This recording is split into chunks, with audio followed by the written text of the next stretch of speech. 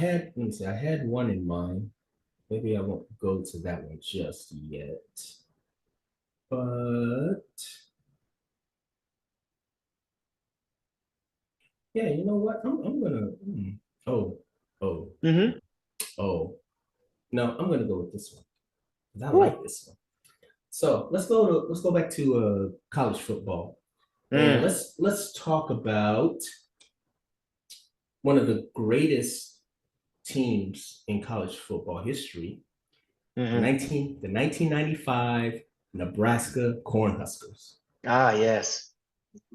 Yes, Th- yes, yes. yeah, they are considered on the short list for the greatest team in Oh, yeah. NCAA football. Another undefeated season, the Cornhuskers went 12-0, averaging 53 points per game. I'm going to say that again. They averaged 50, Mm. 53 points per game, and they only allowed 14.5 points per game. Oh, my God. Nothing really to say about them, but that they are the greatest college team ever, arguably. Um, Besides that, they were better this year than the national champions of the year before. Mm. So yeah, we're talking about not only one of the greatest teams, but we're also talking about a back-to-back champion here.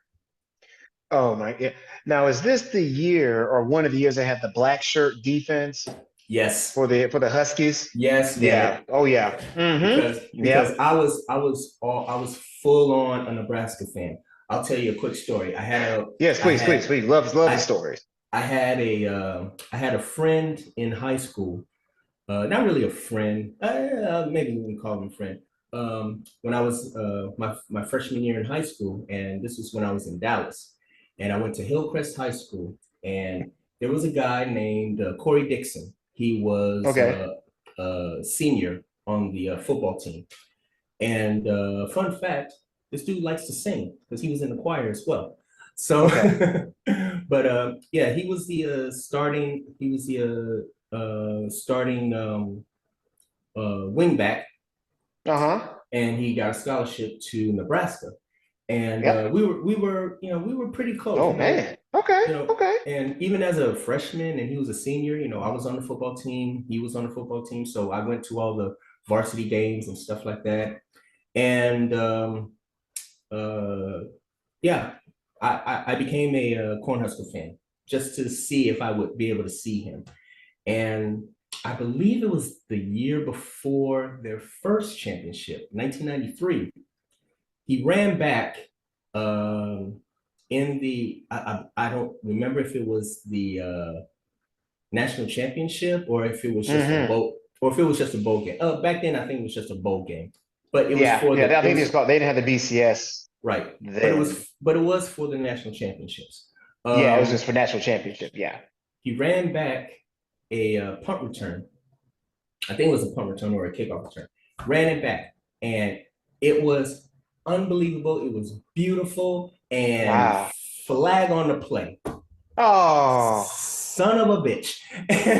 And I was like, and I was like, because that was his senior year, and he had, done not a lot, but he had done stuff for them throughout his career, throughout his collegiate career, and this would have been like just a good icing on the cake.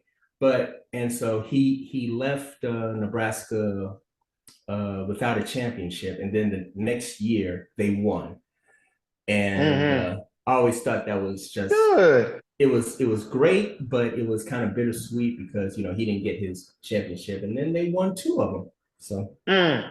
yeah, Man, it's how it is. It's how it is. And it's I'm looking at these scores. I mean, they beat Florida 62-24. Florida's number two ranked. I mean, it's like in the Fiesta Bowl. It's like, dude, seriously. Uh, that's an ass whipping, man. I yeah, mean, that's why they beat all. I mean, they just poured it on. Not to be outdone, they beat Iowa State, who I don't think was anywhere near was supposed to be as good, weren't ranked 73-14. I mean, those are scores when they're playing like Ohio State's playing like Grambling or something. It'll be some crazy score like that. It's kind of like whatever score they win. It's like how far Look, they feel like going with it. those are Um, Madden scores, man. I mean, oh yeah, yeah. Arizona State 77-28. I mean, ugh. yeah, they didn't play any. They played Pacific. They actually Pacific played them harder than some of the other ones. Yeah, they probably let them off. Mhm. So, but yeah, they and I had to look up to see, okay, what's legacy? What are we talking about here?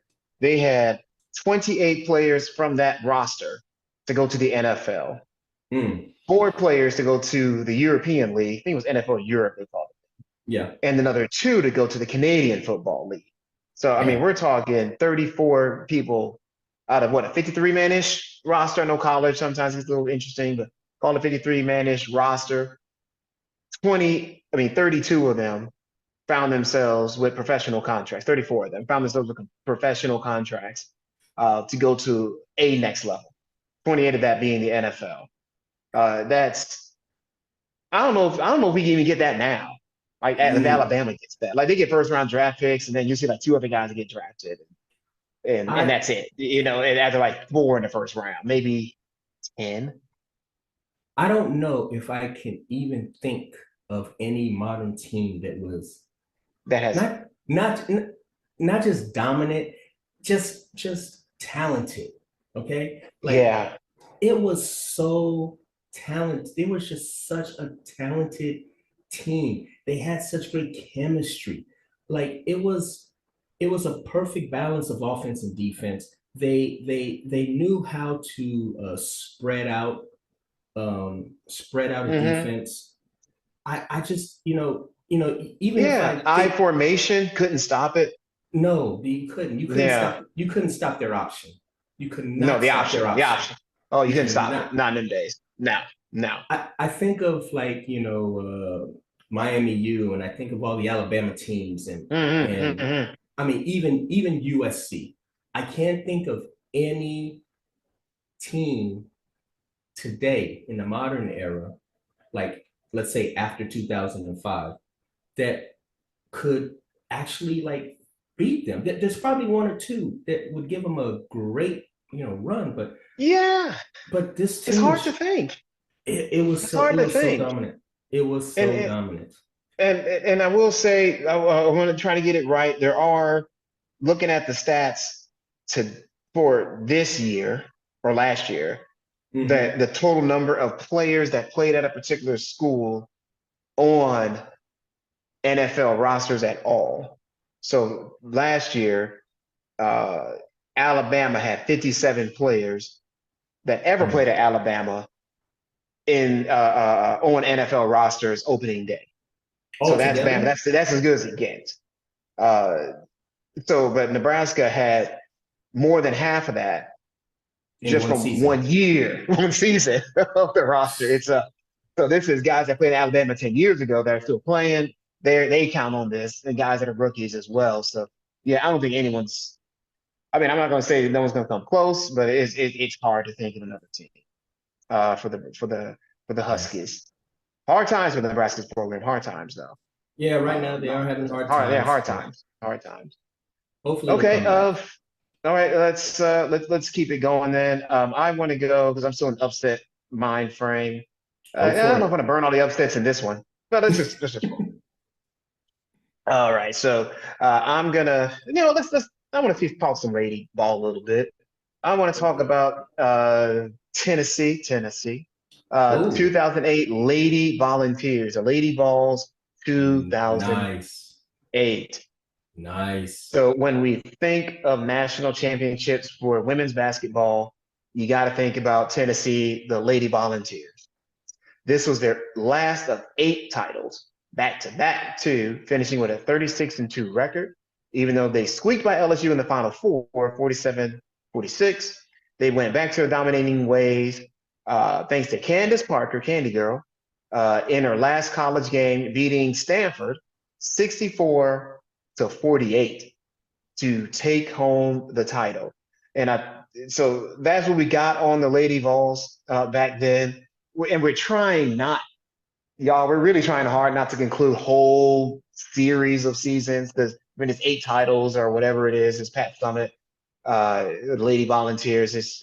You try not to think of that. But I'm thinking of Candace Parker, who I think she went to the Olympics that year. Yeah. I believe it was that year as well as a college player, which we know in 20 we know those ain't always guaranteed money. We know that. Yeah. And Well, we don't have so to talk about it, but and she was the WNBA MVP, I believe, the very next when she got her rookie season as her, well. yeah, To show you the level of dominance Candace Parker had. Not to mention she made it really far in the media bracket as well. So that's another feather in her cap. damn right. So Lady Balls, 2008. What are you thinking there? Yeah.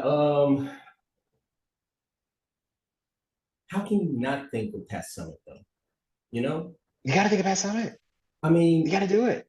yeah, like I think, and I'll say this with, I would kind of say a limited uh, experience with Mm-hmm. women's college basketball. Even though I do like it, I just am not a big fan. Which Yeah, yeah, same here. Yeah.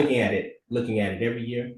But when you think about women's college basketball, and you think about the dominant teams, you think of USC, you think of Louisiana Tech, you think of Mm-hmm. Tennessee, and you think Uh, of Tennessee, and also Tennessee, you think of UConn, UConn and UConn, obviously. Stanford. But even before UConn became like this huge Yeah, thing, this dominant. It was like won like 50 in a row, it felt like, or something. Yeah. before UConn, it was Tennessee who was the dominant force in women's Hmm. basketball. And yeah, I remember people talking about Candace Parker, and I don't think I was Oh looking yeah. at there's a large chunk of Hmm. time when I didn't get to see a lot of sports because I had just moved to Estonia. Mm. I didn't get a lot of sports, and it was right around this time, 2008, when I moved here, and so I didn't get a chance to look at a lot of stuff. But I had heard about Candace Parker, how she was going to be the new, I don't even want to say it girl. Yeah. She was Yeah. going to be the new She was gonna be the face of it superstar. all. Yeah, the Yeah, face of it all. she was going to be the new superstar, and she had like superhuman powers. The way that she dominated college basketball, and I wanted to, I wanted to see it, and there were a couple of games where I got to see it. I was just like, yeah, she's kind of nice, Good. and yeah, Yeah. Oh yeah.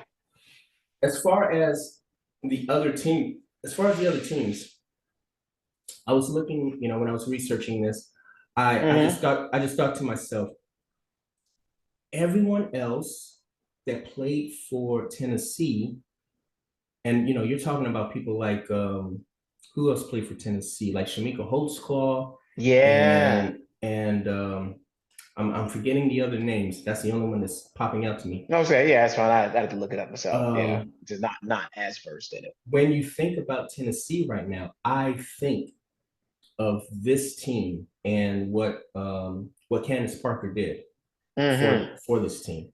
And yeah, it's just, I could have picked a lot of teams, but this one was the one that stuck Yeah, out. This is the one that stuck out to absolutely. me.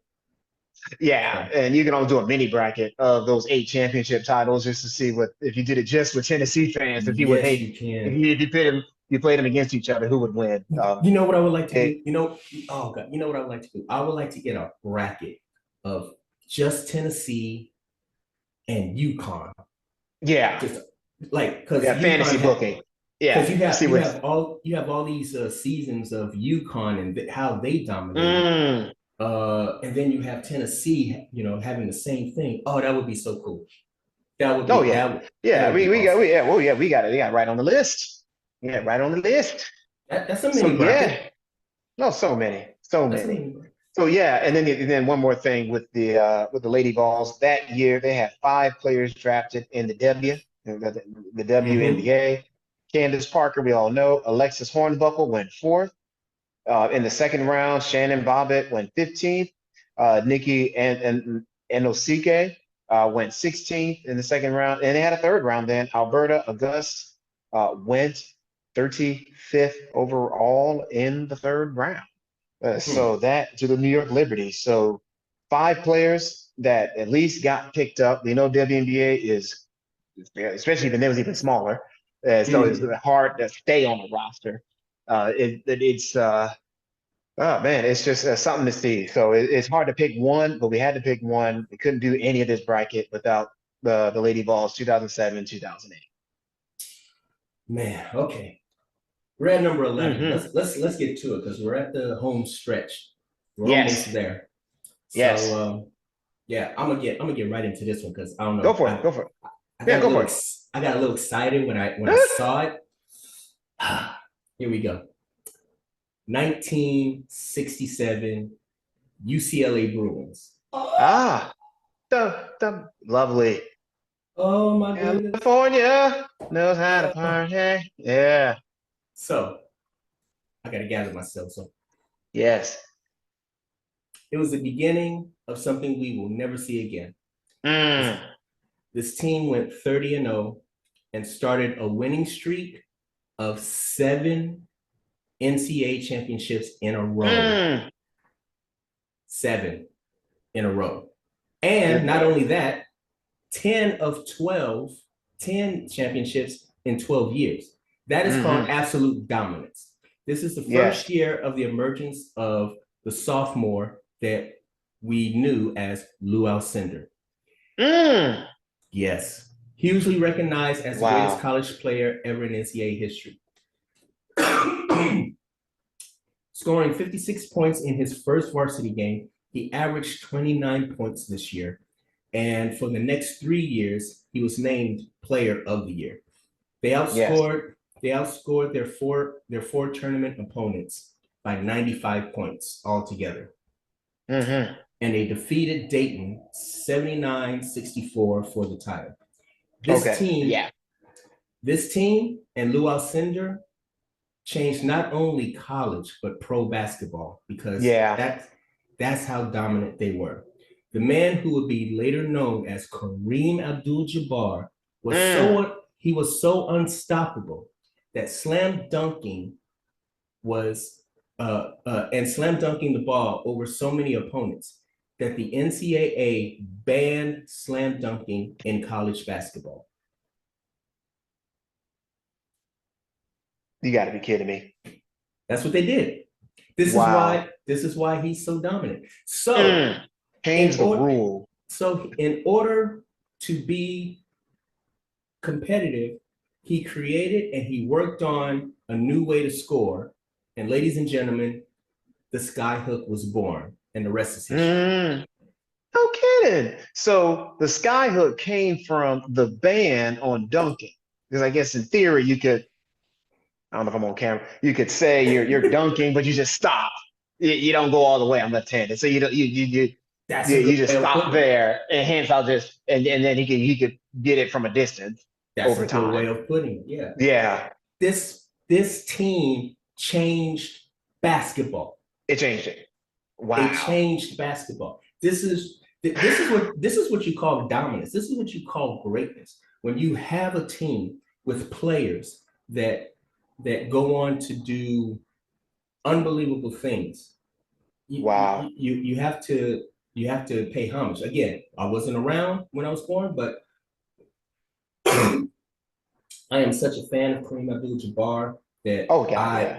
I always research UCLA and their dominance. Again, Mm-hmm. they won 7 titles in a row. They won 10 out of 12 years.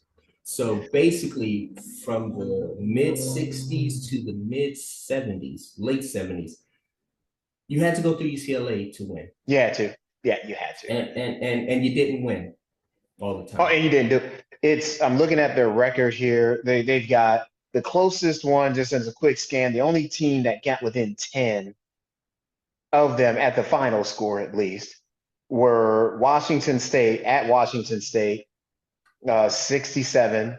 Excuse me, 67 for Wazoo, 76 for the Bruins, and they had an overtime game against USC, 40 to Mm, 35. yeah. There's one against Oregon, 34-28. 25. I guess it was widely divergent because the game before that, they also played Oregon at home and beat them 100-66. So they played them the next day. Was it the next day? No, wait, a week later, went up to Oregon and the game was like that 34 that would 25. I'm that not would have sure been how that crazy. worked in them days. Yeah. One game you score 100 points, and this game you score 34. Exactly. But I guess that can say that means you can win a multiple types of ways. If the other team manages to slow down your offense, your Hmm. defense can in turn slow them down. I don't know if the shot clock was there back in them days or not, but to keep the game Yeah. moving. Oh yeah. It Yeah, still was it had to. there then It in the still had to be. 60s? Yeah. Of Okay. course. Okay. Yeah. So and then in the NCAA tournament, nobody got within 15. Yeah. So I mean, yeah, it you had nothing there. So it's really was a heck of a run. That is dominance personified. I and Lou Alcindor at the time, of course, we all know Kareem Abdul-Jabbar, and then the way it changed basketball. If there ever was a UCLA team that should be in here, this seems like this will be the one to do. Like if you think about it, and I'll this is the last thing I'll say. If you Sure, sure, think sure. about it, this is this I think this was the first one, but maybe it wasn't, but this was the first this was the first of 3 years where Mm, this team went 30 plus and zero. And I'll just give you a quick example of what I'm saying. So Lou Alcindor, Kareem Abdul-Jabbar, in 3 years of high school, starting on the varsity team, mm-hmm, 3 years of mm-hmm, high school, this man lost 2 games, mm. two in 3 years, and then he goes to UCLA. He's in for 3 years. He played for 3 years, Mm-hmm. lost 1 game. Mm. That's how dominant not only This is this man dominant was. is, but how dominant UCLA was. So you go Yeah. 30, what was it, 33 and 0, or was it 30 and 0? Yeah. What did I say? Yeah. 30 and 0. So you go 30 and Mm-hmm. 0 1 year. You go somewhere between 30 and 1, 29 and 1 the next year, and then you do it again, 30 and 0 the year after that. Mm. 1 game. He only lost 1 game in his collegiate career. Wow. Three times most outstanding player, 3 times player of the year, 3 NCAA titles. And the crazy thing about it is, after that, they didn't stop. Oh no, no, it didn't stop. No. They had 4 more that they won in a row, and 10 in all. I mean, again, you're not going to see that again. You're not No, even you're you're not not. even you're not even going to see 4 in a row. No. UConn right now is the current team that is trying to win 3 in a row. And if they do, what's his name? Dan Hurley. He will be the first coach to win 3 in a row since John Wooden. Oh wow. Oh wow. And it's something where it's single season, but to talk about the greatness of UCLA ball in them days, I mean, it's just and people were playing. They were integrated teams. It was just the Southeast Conference at that point. I mean, like we talked about with Mm-hmm. Texas Western, it wasn't everybody. It was. It's not like they were the only team with black guys on it. It was just a mad thing they were able to do. So, whoo, that is going to be tough to beat. Man, go Oh, for it. Go ahead and all give me right. a go ahead Well, and give let's me a keep going here name. because it makes it easier for editing. We're gonna go down. I don't know what the hell highway it is, or I don't know how you even get around LA, but we're gonna take the whatever they call it from UCLA to USC to the Lady Trojans in 1984. Women's Oh, basketball. Is oh. this the best team ever? So some people say they may not be the best USC team because this was USC's era. Would it Mm-hmm. possibly 4 of the most important women in college basketball were on this team? At least 2, maybe even 4. The McGee twins, Pam and Paula McGee, Cynthia Cooper, the sister, Mhm. and Mhm. Cheryl Miller. Tell All it. were back. Oh man, all were back from the season before to defend the national championship. They went 29-4. They were ranked fifth going into the tournament where they met Tennessee. Here we go in the title game. The McGee twins combined for 50 points and 8 blocks and went on to beat the Lady Vols by 11 points, 72-61. So we're back in SoCal, the USC Lady Trojans. The names alone may get you in there, but just see what your thoughts are on all that. This is around your neck of the woods. Man, I forgot about this team when I was younger. Or Mm, I forgot about this team, as I got older. But when I was younger, there was a certain buzz about them. yes. Um, Again, this is the time of where LA just they wanted greatness, in their Yeah. teams, and this was one of the teams. I mean, Yeah. I remember having a chance. I didn't take the chance, but I had a chance to go see one of their games because where I used to live right across the street from the University Village, and Okay. uh, and so basically, USC was right across the street from where I used to live. Okay. The entire plaza, the entire place. This is where the sports arena was. This is where the LA Coliseum was. This is Okay. that's where all the college USC and the college teams played, and it was just and it was 1984. It was an exciting, especially the spring and summer. It was just an exciting time. You know, the Olympics were coming, and this team, was trying to get back to the championship. The Lakers were trying to get into the finals. Just everything was happening, Oh and man, the 80s, mid it 80s in was. LA. It, Woo!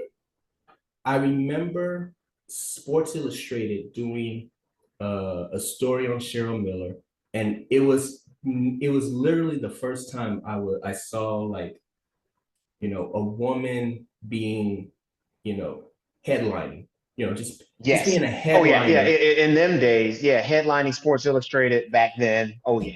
Oh and yeah. not being on the swimsuit, not being on the Yeah, swimsuit not issue. just a swimsuit. Yeah. So it was kind of, what do you call it? It was groundbreaking, Mm-hmm. and I just, I was still young, so I didn't know what kind of team this was. I really didn't know who Cynthia Cooper was until later years, Mm. obviously. And yeah, this is royalty here. This is basketball royalty, all from one squad. Yeah. You're right, because you had to think when I was reading the prep here and they had Cheryl Miller. I mean, my father back in them days, he was convinced if there was a woman that could play in the NBA, it was Cheryl Miller. You Everyone could was not convinced tell that. dad, you couldn't tell dad otherwise. They said she can play in the Everyone was NBA. convinced that she Yeah, should she could play. Yeah, at you least couldn't tell try to her go to the otherwise. You NBA. couldn't tell him otherwise. A tall 6'2", 180 pounds back in them days would still be dominant today if she played. Gold medals and everything. It's really just one of those things. I don't think we didn't have the WNBA for another 12, 13 years from then, from that Mm-hmm. roster at least. So the highest you could ever go was the Olympics. But it's really Or Europe. and then yeah, or you're okay. Yes, right. Okay, yeah. And I don't think she played in Europe. I'm looking at Yeah, I don't think if she she did did, it either. wasn't on. It's not on here. Yeah, Yeah. not on my notes here. But yeah, so she's really, and then Cynthia Cooper on top of that. I mean, my goodness. I